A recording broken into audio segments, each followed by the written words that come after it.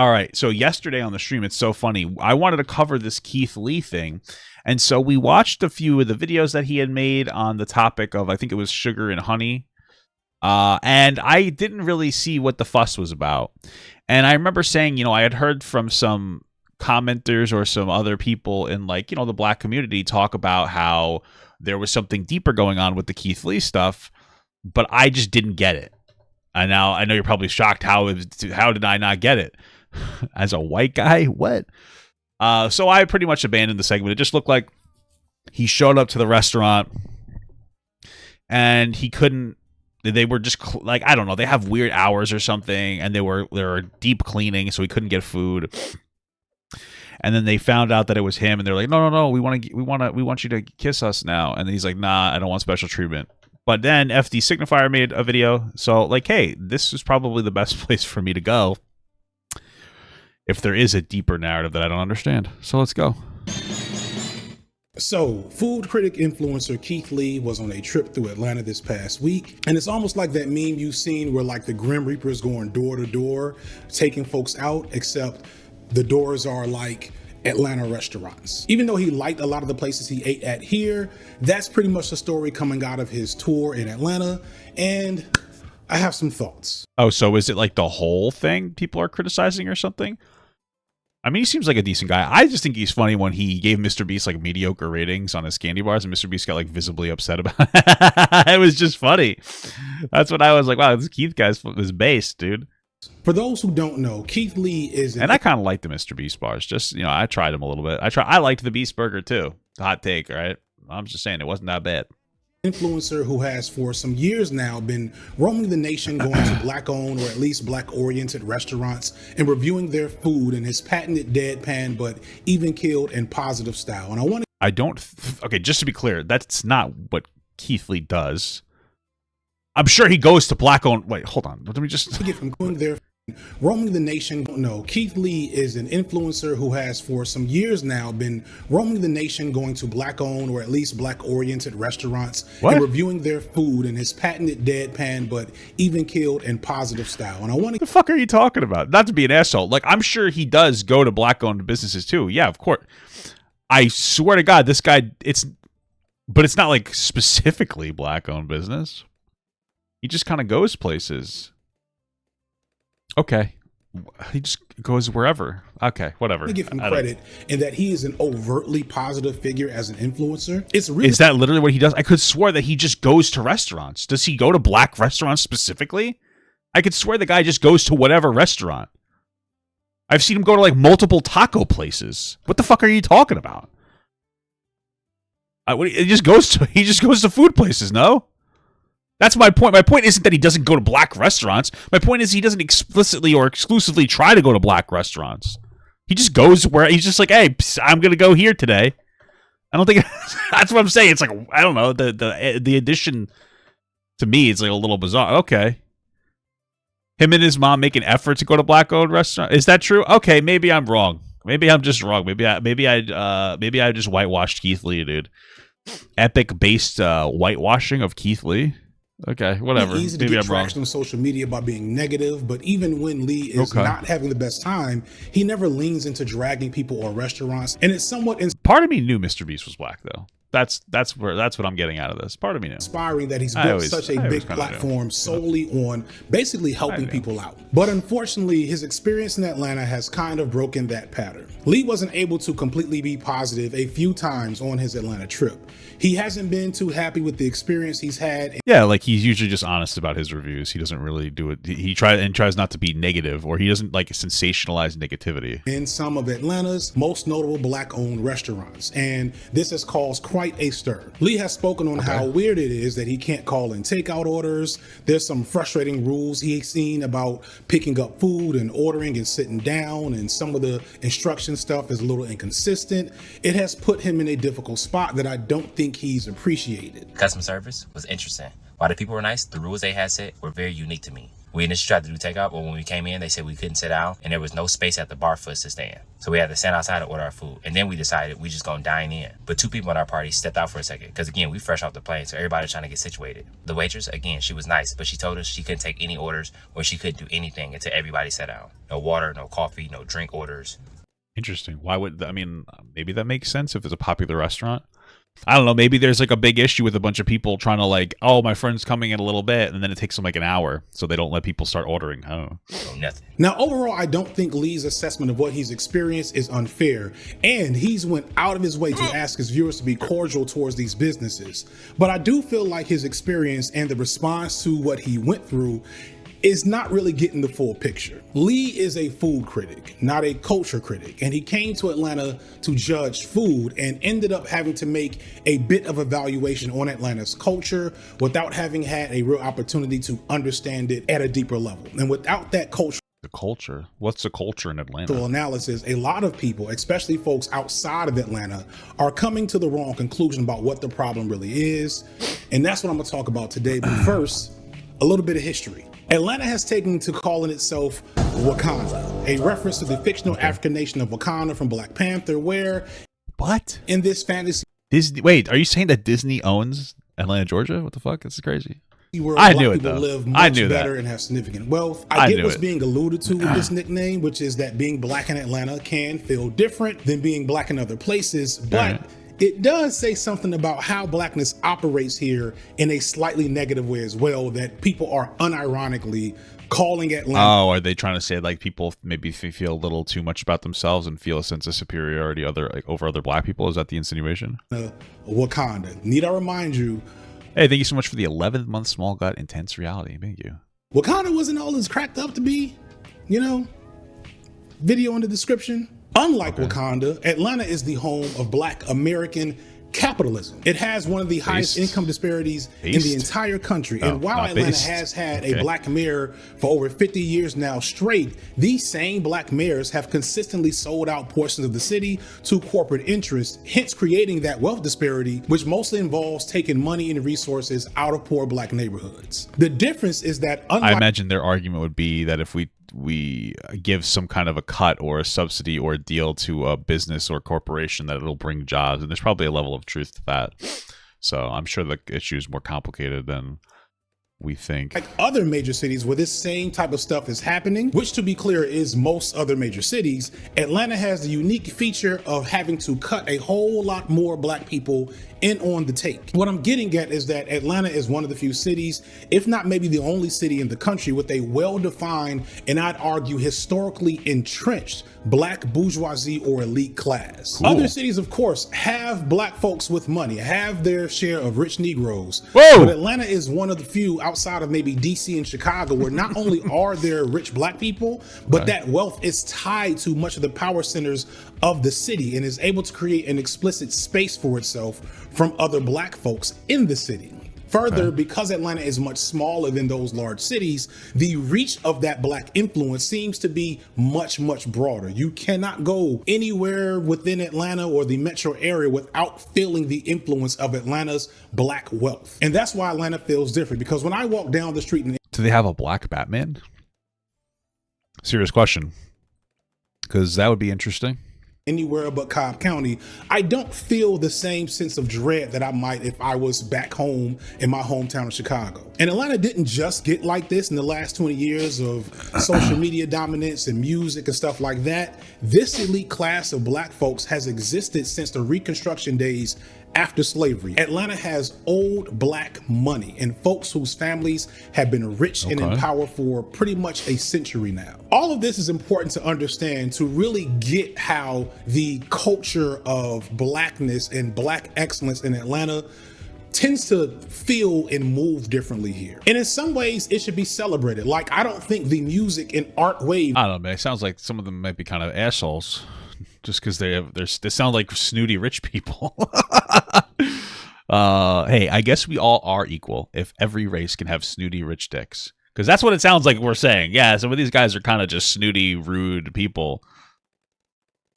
It's like, oh, okay, that's what it sounds like to me. that Atlanta has been at the forefront of for the last 30 years would be possible if not for the children of the black bourgeoisie having the opportunity and access and resources to develop this black arts bohemian trend-setting culture that we love today. And we see that manifested today in what's often referred to as New Atlanta. But this is also where things get a little funny, because New Atlantans are a little funny acting. And I say that as a New Atlanta person. I was not born and raised here. In fact, the majority of the people that I interact with, my friend circle as a whole, is full of transplants that were not born in this city. And this is because Atlanta has been one of the fastest growing cities for a good decade now, and for a lot of reasons, such as black colleges where the black elites send their children, those aforementioned large corporations that have made homes here, and the robust black culture has made Atlanta a destination for moneyed, educated, and talented black people really from around the world. Despite what TikTok or black conservative weirdos and the manosphere and their female counterparts will tell you, black people have always preferred to be around other black people, and black folks with money have preferred to be around. I've never heard it. Yeah, that's true for like any group of people. People tend to want to like stick with what they're comfortable with, and it just depends on how they categorize themselves. It might be like skin color, it might be religion, it might be fucking NASCAR, baby. You know, people tend to feel more comfortable around their own in general. People tend to segregate themselves. That doesn't mean that like segregation didn't happen, because obviously it did in America, but it's for sure. Other black folks with money. And this isn't always easy to do, except for in cities like Atlanta. But it also has side effects. To maintain this elitist, bougie celebrity aesthetic, there's a little bit of anti-blackness, a little bit of classism, and a lot of celebrity culture worship that happens here. These black folks that came here with their money and their expertise and their education and their good jobs, they want restaurants owned by celebrities and high-end eateries that reflect the status of which they've attained. They don't want to just go to normal eateries or holes in the walls. Was this video about some food critic? Yeah, but I think that this is the context that I needed when I wanted to make my video, because there seems to be an entire culture that I don't understand in Atlanta that is very relevant to why people are upset. Like, yeah, for what I see, Keith Lee went to Atlanta to try some food, and then they had kind of like rude customer service and weird rules, and it was like whatever. And that's pretty much Keith Lee's perspective too, and it wasn't a big deal. And to a lot of other people, he's being somehow like ignorant or racist or like or anti-black or in some capacity.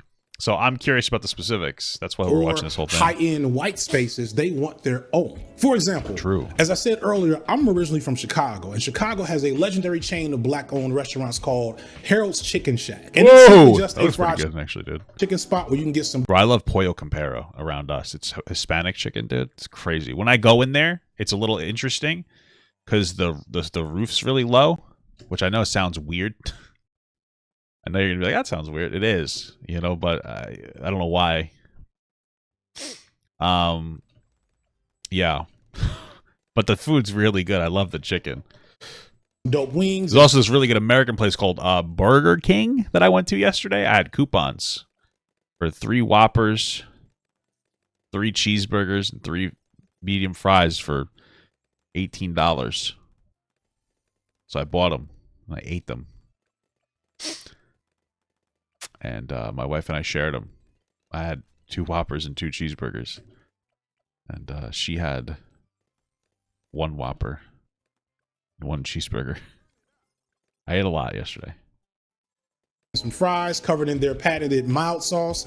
I get some almost every time I go home to Chicago, and Harold's are all pretty much just simple holes in the wall and strip malls. They sometimes don't have places to sit down and eat. Maybe there's an old TV or something, but that's pretty much it. And it's quite likely that there's bulletproof glass. Hey, it's Michael Klum. Papa Gut, Mike Klum. Did you like my film? I did, Michael.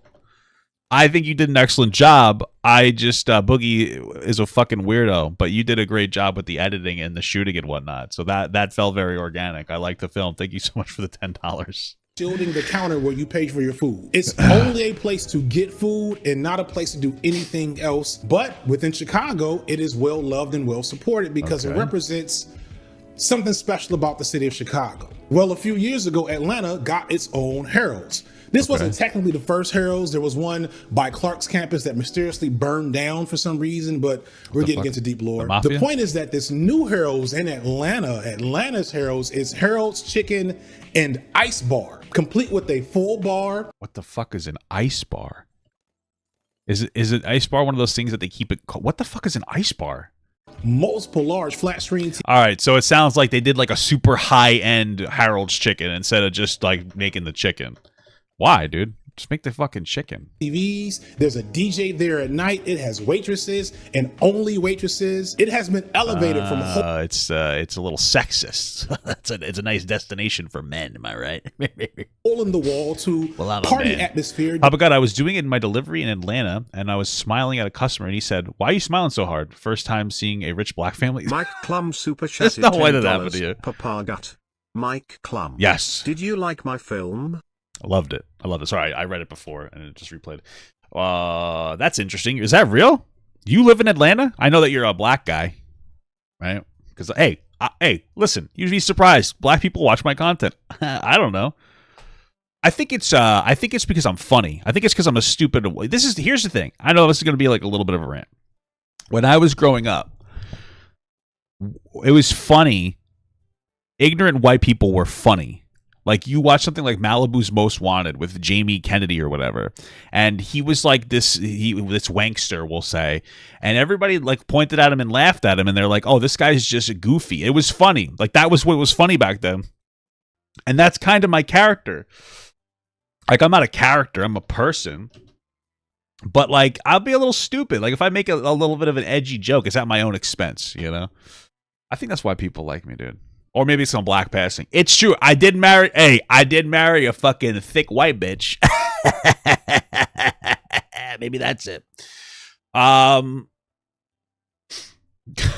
Okay, I gotta time that out. Yeah. See? I'm half black and I've been watching you for a while now. Incredible. See? That's what I'm saying, dude. That's what I'm saying. I had to fucking censor what you said. I had to time you out. You can't say that word in my chat, even if you're black. I'm sorry. Okay? It's a hard standard. I'm sorry for being a white oppressor right now, but I just keeping it clear. Got to keep it, especially since like I have a tendency to read words and say them out loud on accident, so I have to be very careful with myself too.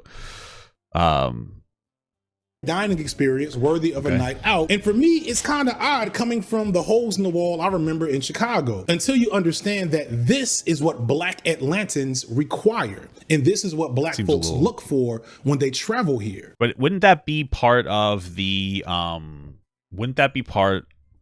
I get it, like high-end upscale, I get it. Like, that's fine, do you. But also that kind of does keep some people out of the neighborhood, right? That don't have enough money to go there. So, and this is where I have to be a little bit critical of Keith Lee, because in a way, he doesn't seem to understand that he's getting the results of his own work. I know that wasn't his intention, but it is the result of what celebrity does in Atlanta. For someone like Keith Lee, who has went to hole in the wall after hole in the wall, as well as notable black-owned staples nationwide, I get why he was frustrated being here. In his recap of his Atlanta experience, he states that he is not interested in being a celebrity and being treated like a celebrity. And that is definitely going to conflict in a city like Atlanta, where everyone wants to be treated like a celebrity, even when they're clearly not. And the eating experiences are designed to cater to this delusion that if you come to Atlanta and you wear your nice outfit and you take your Instagram pictures and you go to the hot eating spot, that you, in fact, are a celebrity, just like Keith Lee. Ooh. And you see I could be just like Keith Lee. That creates problems, because Keith Lee, he's just coming to get good food. But these restaurants he criticized, they aren't popular for good food. They have good food, don't get me wrong, the ones I've went to, but they're popular because they're the places where new Atlanta and tourists come to spend their money and be seen. Just look at the Instagram posts of one of the places that responded to Keith Lee's criticism. You cannot get more fake and bougie than this. Did you see this Keith Lee video about the real milk and honey? And who is this Keith Lee? Daddy, you don't know Keith Lee? Yeah. No.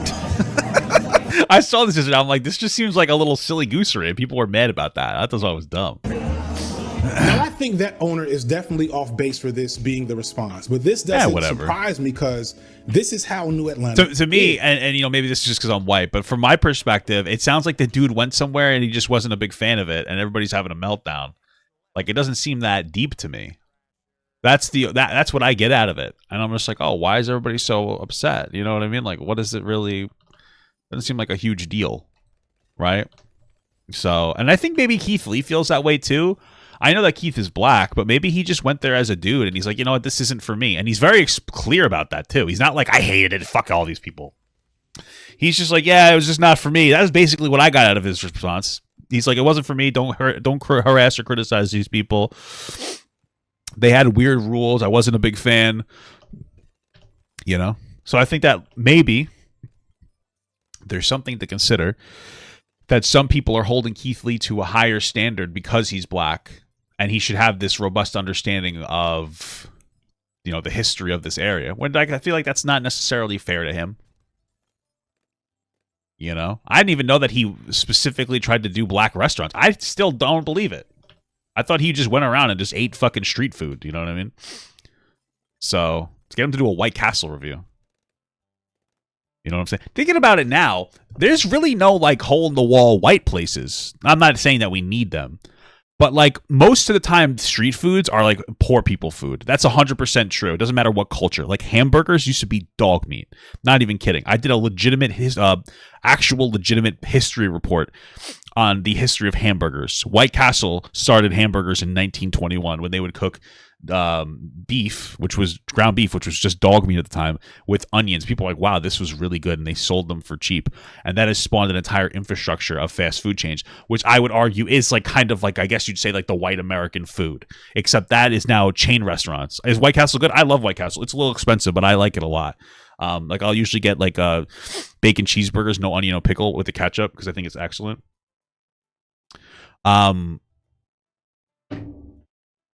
Maybe diners. Yeah, okay, diners. Yeah, I guess. Yeah, that's more like Greek and Italian usually, but I guess that is white. Yeah, sure.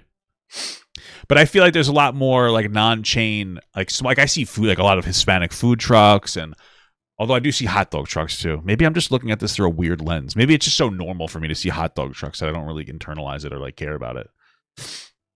Hamburger, yeah. It's interesting. Then again, I also prefer chains because then I trust them more. You know what I mean? Except for Asian restaurants. I don't give a shit. You know, because it's not a chain. Like Asian buffets specifically, they're not a chain, but they all have the same food. And I don't understand how that happens. So I'm happy that Keith Lee is shining a light on what this ends up doing to regular people who just want to get good food. But I'm bothered because Keith Lee inadvertently is participating in the actual source of the problem he's complaining about. And in some ways it's making it worse because, as I said, Keith Lee is a food critic, not a culture critic.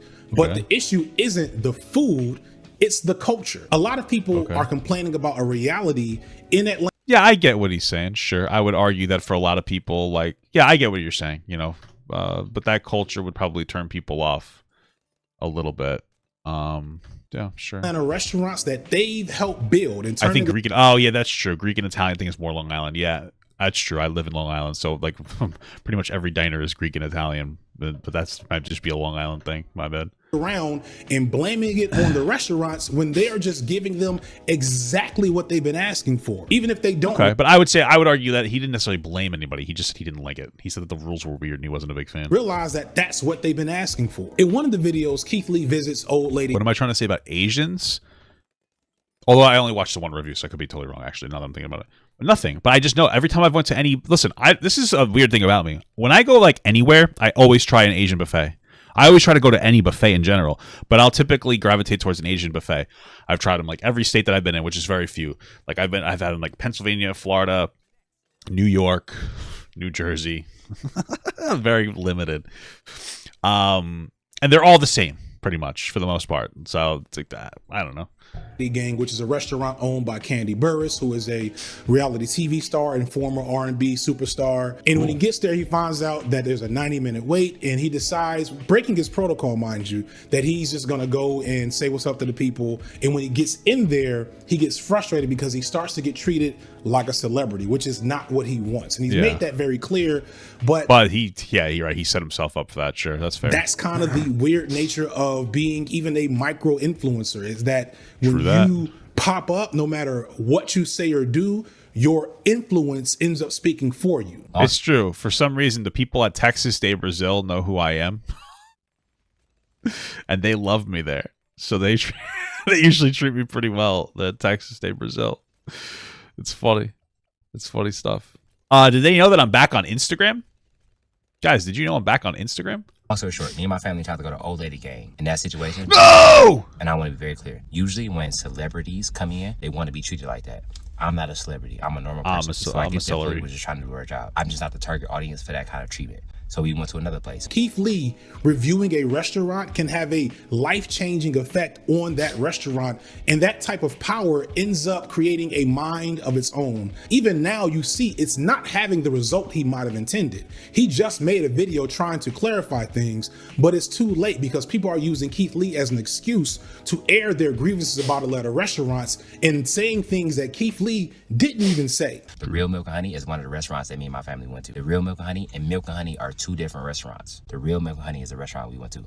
Milk and Honey is a restaurant we did not attend. Bro, what the fuck? That's so confusing. But also, it doesn't really matter, the clarification, unless I was a psychopath trying to bully those people.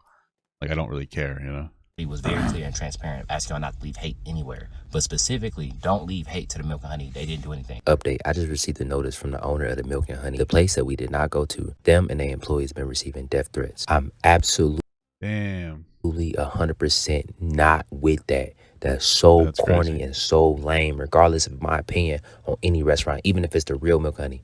We don't do that over here at all. Yeah, it's nice to see a creator speak out against their audience. I used to do that too, guys, by the way. I'm a good guy. I'm being stupid. But it's very frustrating to me when it comes to content creators with like a big influence, and they might have a negative influence sometimes unintentionally. It's annoying when they're like, well, I can't do anything about it. Like, you can make a video and tell people to stop. Is it going to stop all of it? No, but it's more than nothing. And it does something positive.